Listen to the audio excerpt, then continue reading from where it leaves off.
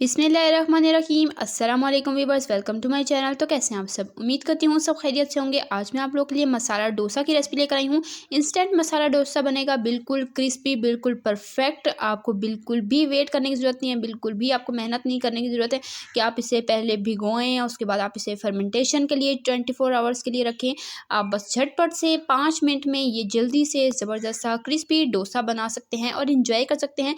तो ये मसाला डोसा 5 मिनटों में आप सूजी के साथ इंस्टेंट तरीके से बना सकते हैं। बिल्कुल क्रिस्पी और परफेक्ट बनेगा। आपने रेसिपी को एंड तक देखना है बिना स्किप किए। रेसिपी स्टार्ट करते हैं। बिस्मिल्लाहिर्रहमानिर्रहीम। एक ग्राइंडर जार में शामिल कर देंगे सूजी यहाँ पर मैंने हाफ कप ली है। सूजी के साथ हम इसमें ऐड कर देंगे मैदा, या आप आटा भी ले सकते हैं 1 टीस्पून। साथ ही इसमें जाएगा बेसन भी मैंने 1 टीस्पून लिया है और इसे हम अच्छे तरीके से ग्राइंड कर लेंगे। तो यहाँ पर मैंने 3 मिनट तक तकरीबन इसे ग्राइंड किया है और यहाँ पर देख लें, दिखने में ये पाउडर लग रहा है। जब आप इसे हाथ से इस तरह से चेक करेंगे तो आपको ये थोड़ा-सा दानेदार फ़ील होगा। बस हमने इतना ही ग्राइंड करना है, बहुत ज़्यादा फ़ाइन पाउडर इसका हमने नहीं बनाना। अब इसे एक बोल में ऐड कर देंगे, साथ ही इसमें ऐड कर देंगे नमक मैंने हाफ़ टी स्पून लिया है।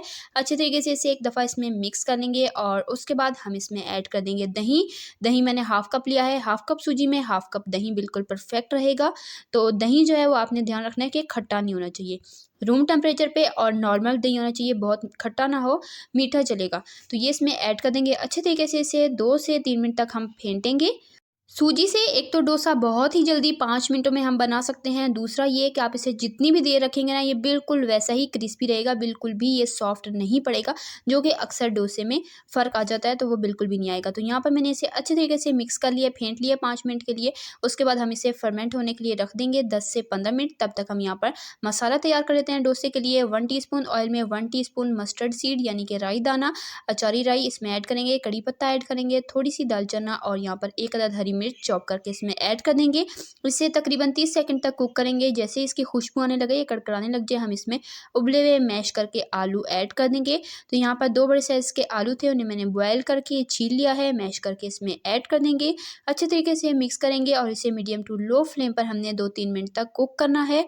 और उसके बाद हम इसमें स्पाइसेस ऐड करेंगे। नमक इसमें जाएगा हाफ़ टी स्पून, पीसी हल्दी 1/4 टीस्पून, पीसी हुई लाल मिर्च 1/4 टीस्पून और अच्छे तरीके से इसे मिक्स कर लेंगे। नमक मिर्च आप अपने टेस्ट के अकॉर्डिंग ले सकते हैं। मैं यहाँ पर मिर्चें जो है वो थोड़ी-सी नॉर्मल रख रही हूँ, बहुत ज़्यादा स्पाइसी नहीं बना रही। अगर आपको ज़्यादा स्पाइसी पसंद है, आप स्पाइसी भी रख सकते हैं। तो मैंने चटनीज़ के साथ स्पाइसी सर्व की थी, तो बिल्कुल परफेक्ट कॉम्बिनेशन बना था।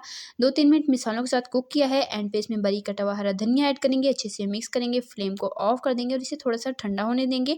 हमारी चटपटी आलू की स्टफिंग बनकर तैयार हो चुकी है और यहाँ पर इसे भी मैंने 5 से 10 मिनट का रेस्ट दिया था और ये देख लें, यहाँ पर ये इस तरह से बिल्कुल थिक कंसिस्टेंसी में आ चुका है। अब इसमें ऐड कर देंगे पानी।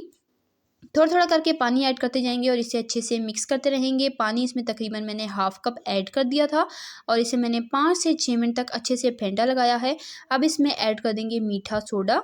बेकिंग सोडा है ये, बेकिंग पाउडर नहीं है। ये इसमें ऐड करेंगे तकरीबन 1/4 टीस्पून और इसे अच्छे तरीके से हमने 1-2 मिनट मिक्स करना है और यहाँ पर इसकी कंसिस्टेंसी आप चेक कर लें।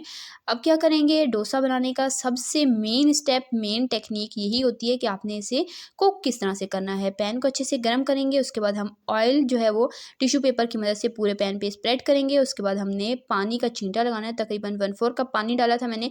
जैसे ही उसमें बबल्स बनने लगे, पानी को हमने ड्रेन कर देना है, पैन को साफ़ कर लेना है और उसके बाद हमने इस पे डोसा डालना है। इससे क्या होगा, ऊपर की जो सरफेस है वो बहुत ज़्यादा गर्म नहीं होगी कि हम डोसे को ईज़िली फैला सकेंगे, लेकिन पैन जो है वो गर्म होगा। पैन ठंडा नहीं होगा, लेकिन ऊपर की सरफेस जो है वो थोड़ी-सी ठंडी हो जाएगी पानी डालने से, जिससे कि डोसा है वो बिल्कुल क्रिस्पी और प्लेन बनेगा। इस पर कलर जो है वो बिल्कुल परफेक्ट आएगा और शुरू में ऑयल भी इसलिए लगाया था ताकि डोसा जो है वो पैन के साथ स्टिक ना हो और ईज़िली जो है वो हम इसे निकाल सकें पैन से।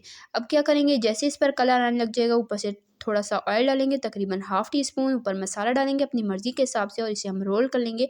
और देखें जी माशाल्लाह कितना परफेक्ट क्रिस्पी सा डोसा बनकर तैयार हुआ है। सेम तरीके से मैंने बाकी के भी सारे डोसे बना लिए थे, दूसरा भी मैं आपको दिखा देती हूँ, बिल्कुल परफेक्ट बना था। जैसे आप डोसा बनाएँगे, हर डोसे को आपने यही टेक्निक दोहरानी है कि पहले आपने ऑयल लगाना है, उसके बाद पानी का छींटा लगाना है, पानी को आपने गिरा देना है और उसके बाद फिर डोसा बनाना है।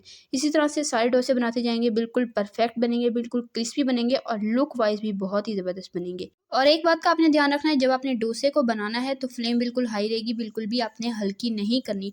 तो माशाल्लाह अल्हम्दुलिल्लाह से यहाँ पर हमारा ज़बरदस्त सा मसाला डोसा बनकर तैयार हो चुका है। इस गरमा-गरम डोसे को हम सर्व करेंगे कोकोनट चटनी के साथ या सांभर चटनी के साथ भी आप सर्व कर सकते हैं।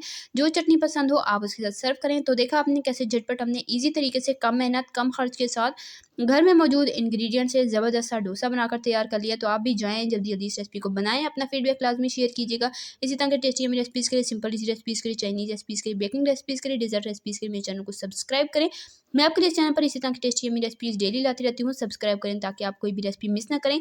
रेसिपी पसंद आई है वीडियो को लाइक करें, प्यारा सा कीमती सा कमेंट करके मुझे बताएं आपको रेसिपी कैसी लगी। इंशाल्लाह फिर मिलेंगे नेक्स्ट रेसिपी में, तब तक के लिए अल्लाह हाफ़िज़।